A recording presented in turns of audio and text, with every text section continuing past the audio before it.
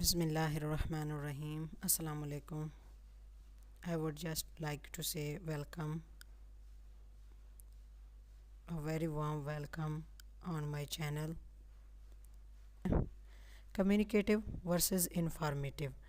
इन दोनों में डिफरेंस क्या है और ये जो हैं क्या इसमें हम लोग चीज़ को फाइंड आउट करेंगे. These properties are considered general or common. Okay, communicative means that we use single signal intentionally. Okay, we use signal intentionally to communicate with others. For example, we asked a man what he is doing. We are asking a question. This is called communicative. And the next one is informative. Informative signals means that you have not doing intentionally. Unintentionally, you are not doing intentionally, or you are doing unintentionally. So when we do something unintentionally, it means we are using informative signal. For example, we see a man who is angry with someone but he don't like to tell others. We understand through his face expression that he is angry with someone. Means we show our feelings or happiness through our facial expression, and we do not want to intentionally show. Unintentionally, people can read our faces or judge our faces, but most of the time we use communicative signals. We use informative signals, but in a very limited. But communicative, mostly we use communicative. आज की जो हमारी outlines हैं उनमें introduction of language, communicative versus informative, properties of a language, displacement, arbitrariness, productivity, culture transmission, discreteness and duality. तो आज हम लोग करने लगे हैं प्रॉपर्टीज़ ऑफ अ लैंग्वेज. आप लोग एंड तक वीडियो देखें ताकि आप लोगों को ये चीज़ कन्फर्म हो जाए. इससे पहले कि मैं अपने टॉपिक की तरफ जाऊं, आप लोग चैनल को सब्सक्राइब करना मत भूलें और वीडियोस को ज़्यादा से ज़्यादा शेयर करें. अब इसमें मैंने इससे पहले मैं अपने टॉपिक की तरफ जाऊं, मैंने एक कम्युनिकेटिव वर्सेस इन्फॉर्मेटिव को जो है वो कलर चेंज किया हुआ बाकी से. इसकी रीज़न यही है कि ये हमारी जनरल प्रॉपर्टीज़ होती हैं. ठीक है, इनको हम लोग जनरल प्रॉपर्टीज़ कहते हैं. चलें अब हम लोग अपना टॉपिक स्टार्ट करते हैं. Now, unique properties of a human language. There are 6 unique properties of a human language. Which displacement. Human beings are able to speak about present, future, place, time, other direction. This is called displacement. While animals cannot talk. Okay. They cannot talk about their future, they cannot tell us about the direction, they cannot tell us about time, they cannot tell us about place, but human beings can. Here is an example. For example, when your pet cat comes home after spending a night in the back alley and stand at your feet calling meow, you understand the message as relating to the immediate time and place. But when you ask the cat where it was spent that night before, you may get the same response. I mean, if we ask from a cat that where she spent the last night before that night, then she gives us the same response. She say meow. This shows that animals can talk only about present. Means they can convey their message in only a present time. They cannot talk about future, they cannot talk about past, not directions. So here we say that this displacement is only the quality of human beings. They can talk about future, they can talk about present time, future time, place. Even they tell us that where they went. They can talk about time, they can talk about direction, that in which direction they went. So animals cannot. Next one is arbitrariness. Arbitrariness, it is generally the case. Here is a word is missing, case. So it is generally the case that there is no natural connection between a linguistic form and its meaning. For example, when we say that the word dog, the linguistic form has a no iconic relationship with the four-legged barking object and in the word. When we, for example, we utter a word, it has no direct relationship with the object. Understand? There are some sounds, there are some words that relate to the object, but those sounds or those words are limited in a number. Okay, but mostly we but mostly in a linguistic form and its meaning, there is a no connection between the linguistic form and its meaning, and no connection between the linguistic form and the object. For example, the word dog we utter, there is a no connection between the dog and the four-legged barking object. Similarly, if we utter the word book, then there is a no connection between the four pages and the word book. Next one is productivity. The language user manipulates their linguistic resources to produce new expressions and new sentences. We can manipulate our linguistic resources. We can manipulate those sounds which we are stored in our mind. We can manipulate it to create a new sounds, new words, and animals cannot do. This property of a human language has been called productivity. So it means that this property is described as a productivity. Means we can produce new sentences, we can produce new emotions, we can produce new expressions by manipulating our linguistic resources, by manipulating our sounds that are recorded in our minds.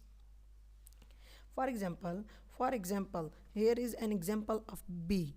The worker bee, normally able to communicate the location of a nectar source, will fail to do so if the location is really new.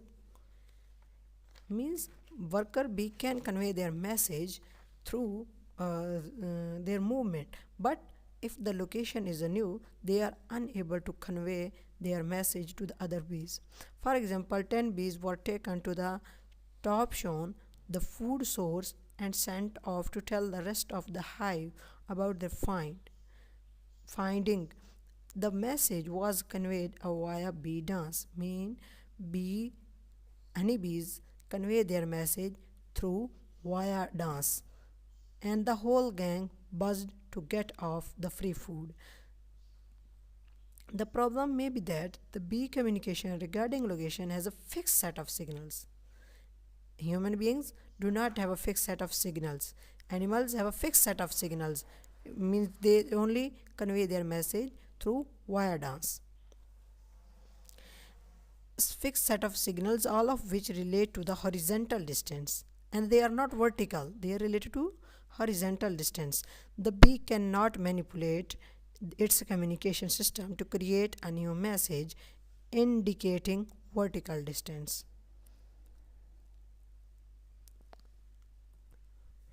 Next one, like culture transmission. Culture transmission, the process whereby the language is passed on from one generation to the next, is described as a culture transmission. When we transfer our customs, our beliefs to other generation through language, it is called culture transmission. For example, an infant born in a to Korean parents, which is adopted and brought up by birth by English speakers in the United States, may have a physical characteristic inherited from its natural parents, but it will inevitably speak English. The general pattern of animal communication is that the signals used are instinctive and not learned. Humans, infants growing up in isolation, produce no instinctive language. Here is an example that we see that, for example, a baby was born in England, in Korea, in Punjab, but he brought up by the English speaker couple who belongs from United States. They brought up. Maybe the baby have a physical characteristic related to their original parents, natural parents, but he speaks the language in which society he is brought up. Okay. And if we put the infant in isolation, he cannot be able to produce a single word. He may be produce sounds which he hear in isolation in the forest or somewhere else, but he cannot be able to speak a single word.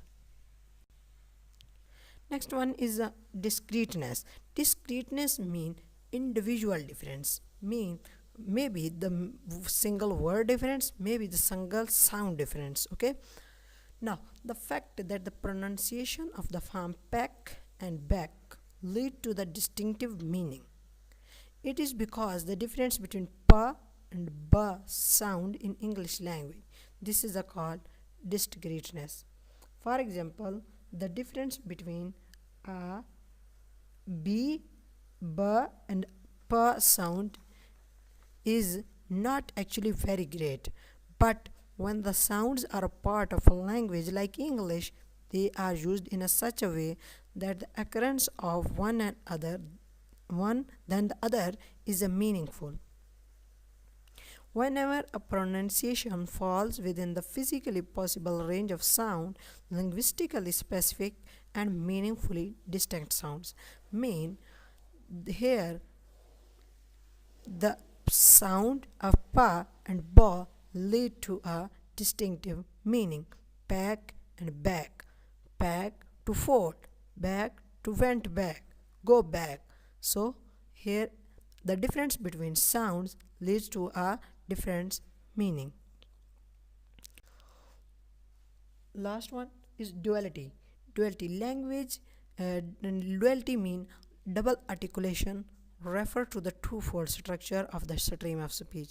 Mean language can be articulated at two levels, and these levels are which can be primarily divided into meaningful signs like words. Formation of words is called morpheme, and then the secondly is into distinctive elements like letters or phonemes.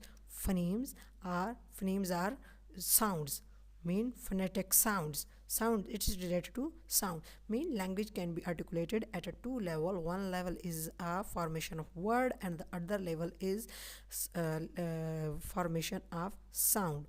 So we can say that language is organized at two levels simultaneously is called duality. When language is organized at two level, we can say that it is a duality. For example, in terms of speech production, we have a physical level at which we can produce individual sound like N, B and I. These are three sounds: N, B, B and I. Okay, as an individual sound, none of these discrete form has an instinctive meaning. If we put these sounds instinctively, these sounds have no meaning, but when we combine it, they give us meaning. For example, as in the word NIB, nib, we have another level producing a meaning which is different from the combination in BIN, bin. So nib and bin, letters sounds are the same but leads to a distinctive meaning, different meaning. So at one level we have a distinct sounds. Okay, at one level we have a distinct sound, but on the other level we have a distinct meaning. Thanks for watching. Don't forget to subscribe my channel. If you find any difficulty, do comment. I will answer there. Share my videos. And once again, thanks. See you soon with a new video.